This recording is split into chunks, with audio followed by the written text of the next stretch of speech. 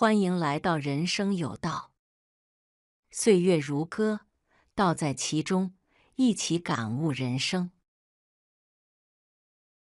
在人们的传统观念中，老实人一直被视为一种美德的象征。他们诚恳、善良、规矩，踏踏实实地做事。然而，在现代社会中，许多人发现老实人往往容易吃亏。为什么会这样？难道老实人不值得被尊重和重用吗？是否我们就不应该再做一个老实人了？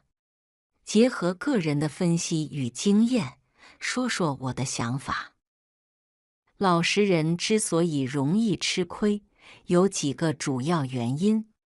首先，他们往往过于信任他人，缺乏必要的防备心。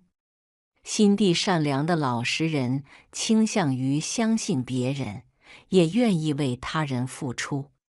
然而，这种信任在一些别有用心的人面前，可能成为一种弱点。有些人在面对老实人时，会毫不犹豫地利用他们的善意。比如，工作中经常有人借助老实人的帮忙完成任务，但在功劳分配时却将他们抛在一边。其次，老实人不太注重人际交往，常常忽视潜规则的存在。职场不仅需要努力工作，更需要懂得如何展现自己。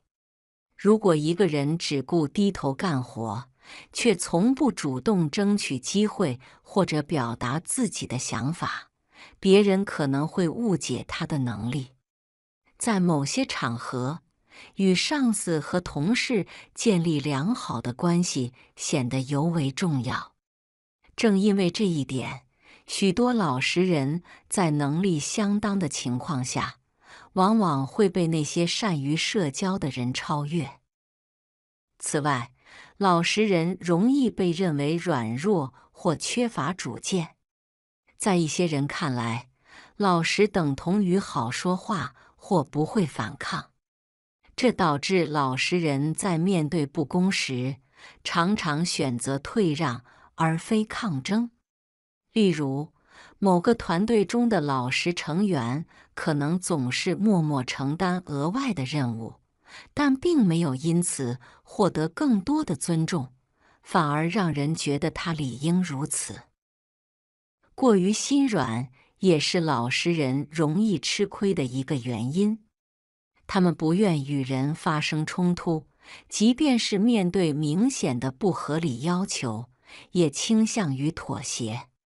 久而久之，这种妥协会让人误以为他们没有底线，甚至习惯性地将额外的压力和责任转移到他们身上。职场上常有这样的现象，一个老实的员工总是默默完成别人不愿做的琐碎工作，但从未因此得到晋升或奖励。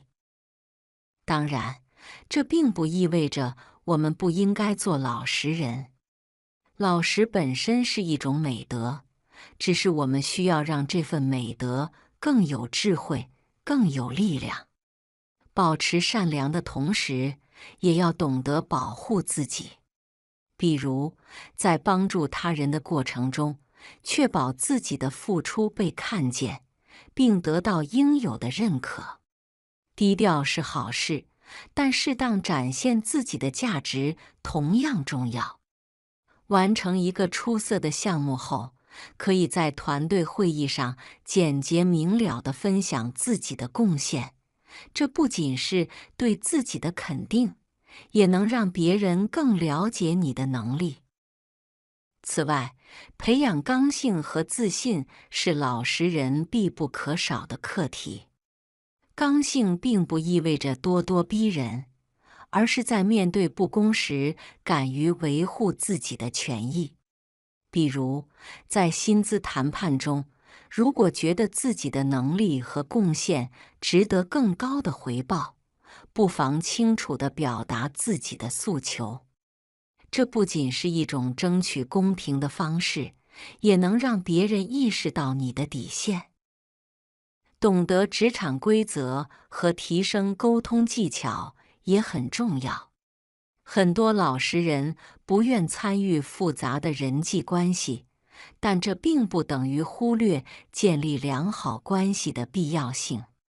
学会用真诚的方式表达关心，与团队保持互动，不仅能增强职场存在感，也能为自己创造更多机会。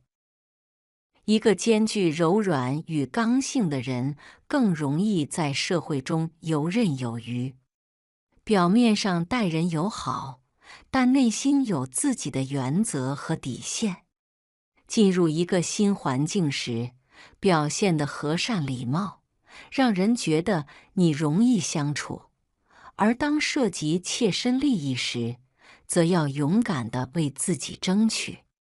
这种刚柔并济的态度，既能赢得他人的好感，也能让人心生敬畏。有些人认为老实人不适合现代社会，其实不然。老实人之所以吃亏，并不是因为他们错了，而是因为他们在面对复杂社会时，缺乏一些必要的技巧和策略。只要我们在善良的基础上增添智慧，老实也能成为一种力量。关键在于，我们需要找到善良与坚守之间的平衡点，让自己的价值被看见，同时避免被他人利用。